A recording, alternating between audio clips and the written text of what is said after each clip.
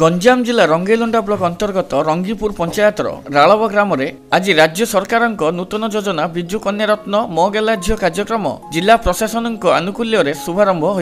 रालव ग्राम तुफानी महारणा एक झील जन्म करथिले तेणु सरकार योजना अनुजाई ब्लॉक वीडियो कुमार नाग भूषण ब्लॉक अध्यक्षा सीएच उषाराणी उपाध्यक्ष अजित कुमार दास सरपंच रश्मिता पट्टनायक सीडीपीओ जचना पाढ़ी सुपरभाइजर संयुक्ता पाणिग्राही समेत अंगनवाड़ी समस्त कर्मी पंचायतर समस्त प्रतिनिधि और ग्रामर भद्र व्यक्ति माने जन्म होइतिबा झीर घर को जाई निजस्व प्रोत्साहन राशि 5,000 टंका और शिशु व्यवहार किट उपहार प्रदान करने सह मिष्टान बांटी जन्म उत्सव पालन करथिले। बिजु कन्या रत्न तीनोटी जिले में पायलट प्रोजेक्ट आरंभ करा जायथिला। कन्या रत्न मानकर कन्या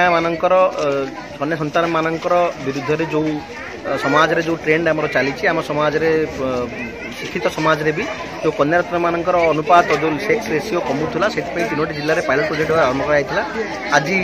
गंजाम जिला प्रशासन आनुकूल्य गंजाम जिला प्रशासन प्रोत्साहन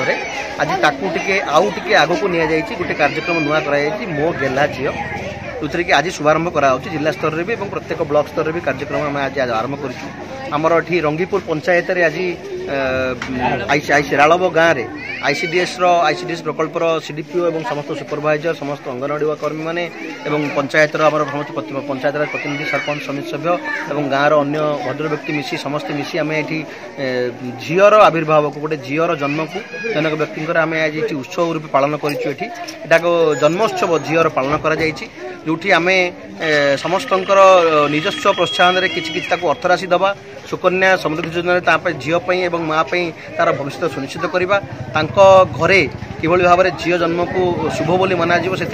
उपढौकन दबा मिष्टान मिठा बंटन करवा घर आगे सका झटी दबाठू आरंभ कर समस्ते आसी अभिनंदन जन घरे आसी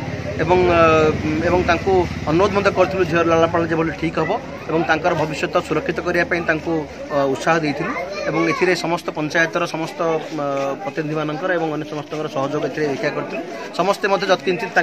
निजस्व सहायता राशि झील को प्रदान कर झीर किभली भाव में फाइनेंशियल सिक्योरिटी आगू रही नहीं समस्ते आशावादी अच्छा यही ट्रेंड जारी विभिन्न पंचायत में प्रति मासरे आम विभिन्न पंचायत मानकर विभिन्न व्यक्ति विशेष मानकर यही भाव में कार्यक्रम पालन करूँ और झील जन्म को जो घर घरे स्वागत करा गाँ गाँव स्वागत करा ये कार्यक्रम मो गेला झील ताकू मु आशा करुच्ची कार्यक्रम निश्चित भाव में आगामी दिन में जो बिजु कन्या रत्न जो लक्ष्य रही से लक्ष्य को निश्चित पूर्ण कर सहयोग करवा।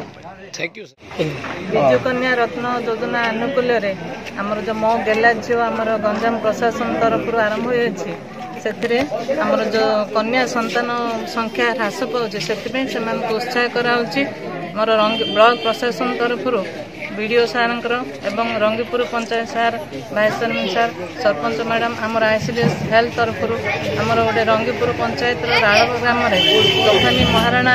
गोटे झील को माँ स्वागत करा उत्सव संबर्धना करा वीडियो सार मो तरफ भाइस चेयरमैन सार सरपंच मैडम हॉर्टिकल्चर डिपार्टमेंट आर्थिक सहायता प्रदान कराई एवं मिठा बंटन कर पुष्पगुच्छ धोई अभ्यर्थना कराई प्रशंसा पत्र आमर मान्यवर जिलापाल महोदय द्वारा दिया प्रशंसा पत्र भी प्रदान कराई केमिति आमे कन्या संतान जन्म को उत्साह दबा एवं परिवार स्तर में स्वागत जनवा यही योजनार मुख्य लक्ष्य। धन्यवाद। आज सारा राज्य में प्रथम करे मो गेला झील योजना माननीय मुख्यमंत्री आरंभ कर सहित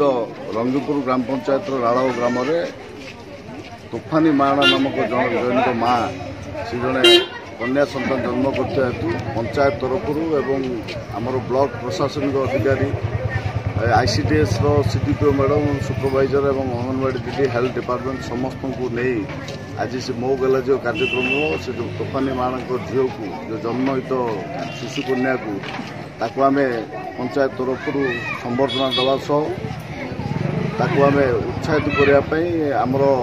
प्रशासन गोष्ठी उन्नयन अधिकारी एवं आईसीडीएस सीडीपीओ मैडम एवं हॉर्टिकल्चर डिपार्टमेंट एवं सरपंच महोदया एवं मु मिसी किसी आर्थिक सहायता दे झील जन्मटा को समस्ते आदर्श ग्रहण करने से प्रकार कार्यक्रम आज होता जहाँकि गंजाम जिले में ପୁଅ ଠାରୁ ଝିଅ ସଂଖ୍ୟା କମ୍ ହୋଇଥିବାକୁ ଏ ଯୋଜନା ଯେଉଁ ଆରମ୍ଭ ହୋଇଛି ମାନ୍ୟବର ମୁଖ୍ୟମନ୍ତ୍ରୀଙ୍କୁ ଧନ୍ୟବାଦ ଦେଉଛୁ ଏବଂ ପ୍ରଶାସନ ରଙ୍ଗରଡ଼ା ବ୍ଲକ ଅଧିକାରୀଙ୍କୁ ଆମେ ଧନ୍ୟବାଦ ଦେଉଛୁ ଏବଂ ICDSର ସମସ୍ତ କର୍ମକର୍ତ୍ତାଙ୍କୁ ଧନ୍ୟବାଦ ଦେଉଛୁ।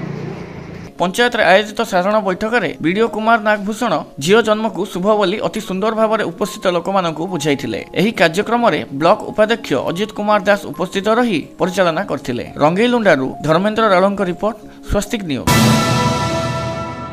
କନ୍ଧମାଳ ଜିଲ୍ଲା ଦାରିଙ୍ଗବାଡ଼ିଠାରେ ଗତକାଲି ଏକ ଅଷ୍ଟମ ଶ୍ରେଣୀରେ ପଢୁଥିବା ସରକାରୀ ସେବାଶ୍ରମ ସ୍କୁଲରେ ଏକ ନାବାଳିକା କନ୍ୟା ଶିଶୁ ସନ୍ତାନ